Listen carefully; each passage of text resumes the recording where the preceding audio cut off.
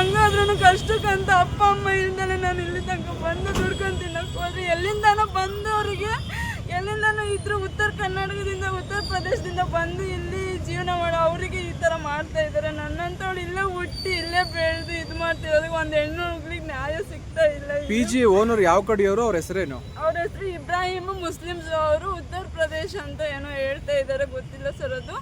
ಆದರೆ ಇವರು ಇಲ್ಲಿ ಬಂದು ನಾನು 7 ತಿಂಗಳಾಯ್ತು ಸರ್. ಅಲ್ಲಿ ಏನು ಸೇಫ್ಟಿ ಇಲ್ಲ, ಏನು ಇಲ್ಲ, ಒಂದು ಇದು ಇಟ್ಟಿಲ್ಲ, ಏನಿಲ್ಲ ಅಲ್ಲಿ. ಸೇಫ್ಟಿ ಅನ್ನೋದು ಏನೂ ಇಲ್ಲ, ಹೆಣ್ಮಕ್ಳಿಗೆ ಸೇಫ್ಟಿ ಅನ್ನೋದು ಏನೂ ಇಲ್ಲ. ಏನಾದರೂ ಕೇಳೋಕ್ಕೆ ಹೋದರೆ ನಮಗೆ ಬೊಯ್ಯೋದು, ರೇಗಾಡೋದು. ನನ್ನನ್ನು ತಳ್ಳ ಬಿಟ್ಟರು ಸರ್, ಅಲ್ಲಿ ತಳ್ಳಕ್ಕೆ ಹೋಗ್ಬಿಟ್ರು. ನಾನು ಎಷ್ಟು ತನಕ ಇದು ಮಾಡಿದೆ, ನಾನು ನ್ಯಾಯವಾಗಿ ಹೇಳೋಕ್ಕೆ ಹೋದೆ. 2.5 ಸಾವಿರ ಕಳೆದು ಹೋಗಿದೆ ಸರ್ ನಂದು ಅಂತೇಳಿ ಹೇಳಿದೆ ನಾನು. ಅದನ್ನು ಕೇಳ್ದಂಗೆ ಪೊಲೀಸ್ನವ್ರಿಗೆ ಕಂಪ್ಲೇಂಟ್ ಕೊಟ್ಟರೆ ಸರ್, ಅವರು ಏನಂತಾರೆ, ಇಲ್ಲಿ ತಗೊಳೋದಿಲ್ಲ, ಅದೇನು ಮಾಡ್ಕೊಳ್ತೀರಾ ಮಾಡ್ಕೊಳ್ರಿ, ನೀವೇನು ಮಾಡ್ಕೊಳ್ತೀರಾ ಮಾಡ್ಕೊಳ್ರಿ. ಅದೊಂದು ಲೆಟರಲ್ಲಿ ನೀವು ಹೆಂಗೆ ಅದು ಕಂಪ್ಲೇಂಟ್ ಕೊಟ್ಟಿದ್ದು ಸರ್, ಆ ಲೆಟರಲ್ಲಿ ಏನು ಮಾಡ್ಕೊತೀರಾ ಅದೆಲ್ಲಿ ನೀವು ಹೋಗಿ ಇದು ಗೆದ್ಕೊಂಡು ಬರ್ತೀರಾ, ನಾವು ನೋಡ್ತೀವಿ ಅಂತ ಹೇಳ್ಬಿಟ್ಟು ಸಿಂಗಲ್ ಸ್ಟಾರ್ ಇಲ್ಲಿದ್ರು ಸರ್. ಅವ್ರು ಹೇಳಿದ್ದಾರೆ, ನಮಗೆ ಇದು ಈ ಥರ ಹೇಳಿದ್ದಾರೆ. ಅದನ್ನ ಎಕ್ನಾಲೇಜ್ಮೆಂಟ್ ಲೆಟರ್ ಕೊಡಿ, ಒಂದು ಸೀಲು ಸೈನ್ ಹಾಕೊಡಿ ಅಂದರೆ ಹಾಕೊಡೋಕ್ಕಾಗಲ್ಲ ನಮಗೆ ಇವಾಗ. ಏನಂದ್ರು?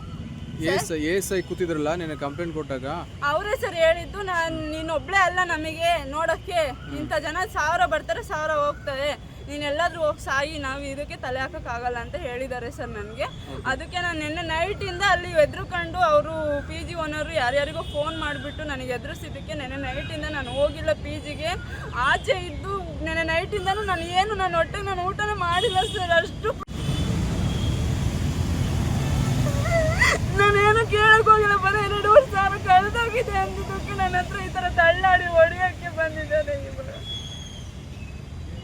ನಮ್ಮಂತ ಹೆಣ್ಮಕ್ಳು ಯಾವ ಥರ ಜೀವನ ಮಾಡಬೇಕು, ಅವ್ರಂಥವ್ರು ಇರಬೇಕಾದ್ರೆ ಇಲ್ಲಿ ಎಲ್ಲಿಂದ ಬಂದಿರೋರಿಗೆ ಇಲ್ಲಿ ನ್ಯಾಯ ಕೊಡ್ತಾ ಇದ್ದಾರೆ. ನನ್ನಂತ ಹೆಣ್ಮಕ್ಳು ಇಲ್ಲೇ ಹುಟ್ಟಿ ಇಲ್ಲೇ ಬೆಳೆದು ಇಲ್ಲೇ ಇರೋವಳಿಗೆ ನನಗೆ ನ್ಯಾಯ ಕೊಡಿಸ್ತಿಲ್ಲ ಈ ಪೊಲೀಸ್ ಸ್ಟೇಷನ್ ಅವರು ಸರ್. ನಿನ್ನೆಯಿಂದ ನಾನು ಆಚೆ ಇದ್ದೀನಿ ಸರ್. ಯಾರು ಕೇಳೋರು, ಯಾರಾದ್ರೂ ಏನಾದರೂ ಮಾಡಿದ್ರು ಯಾರು ಕೇಳೋರು? ನನಗೆ ಅಪ್ಪ ಅಮ್ಮ ಅಂತ ಇಲ್ಲ ಸರ್. ನನಗೆ ಎಲ್ಲ ಕಷ್ಟಪಟ್ಟು ದುಡ್ಕೊಂತೀನಿ ನಾನು ಅಂದರೆ ಈ ಥರ ನಾಯಿ ನನ್ನ ಮಕ್ಕಳುಗಳು ಹಿಂದೆ ಬಿದ್ದು ನಮಗೆ ಪ್ರಾಬ್ಲಮ್ ಕೊಡ್ತಾ ಇದ್ದಾರೆ. ಓಕೆ ಹಾಂ ಸ್ಟಾರ್ಟ್. ಸರ್ ನಮಸ್ತೆ, ನನ್ನ ಹೆಸರು ಐಶ್ವರ್ಯ. 7 ತಿಂಗಳಿಂದ ನಾನು ಆಶೀರ್ವಾದ್ ಲೇಡೀಸ್ PG ಮತ್ತಿಕೆರೆಯಲ್ಲಿ ಇದ್ದೀನಿ.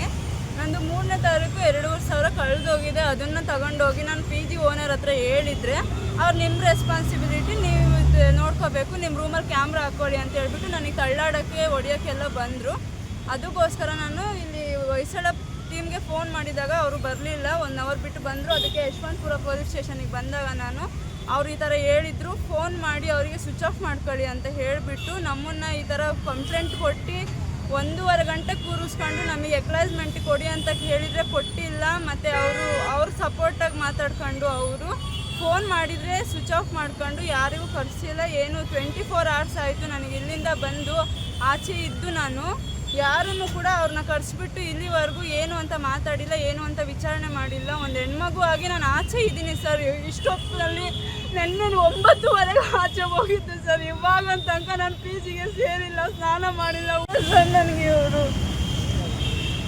ಅವ್ರು ಕೇಳಿದಾರ ರೆಂಟು ಎಲ್ಲ ಕೊಡ್ತಾ ಇದ್ದೀವಿ ಸರ್. ನಾವು ಪ್ರತಿಯೊಂದು ತಿಂಗಳು ಕರೆಕ್ಟಾಗಿ ಪೇ ಮಾಡ್ಕೊಂಡು ಹೋಗ್ತಾ ಇದ್ದೀನಿ. ಅಲ್ಲೇನಿದ್ರು ಪ್ರಾಬ್ಲಮ್ ನಾವೇನು ಹೇಳಕ್ಕೆ ಹೋಗೋದಿಲ್ಲ.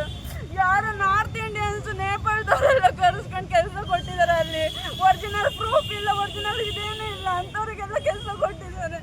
ನಮ್ಮಂತ ಹೆಣ್ಮಕ್ಳಿಗೆ ನ್ಯಾಯ ಕೊಡ್ತಾ ಇಲ್ಲ ಯಶವಂತಪುರದಲ್ಲಿರೋ ಪೊಲೀಸ್ ಸ್ಟೇಷನ್ನಲ್ಲಿ. ಇನ್ನಷ್ಟು ಹೆಚ್ಚಿನ ಮಾಹಿತಿಗಾಗಿ ಫಾಲೋ ಮಾಡಿ ಬ್ರಿಗೇಡ್ ನ್ಯೂಸ್ ಕನ್ನಡ.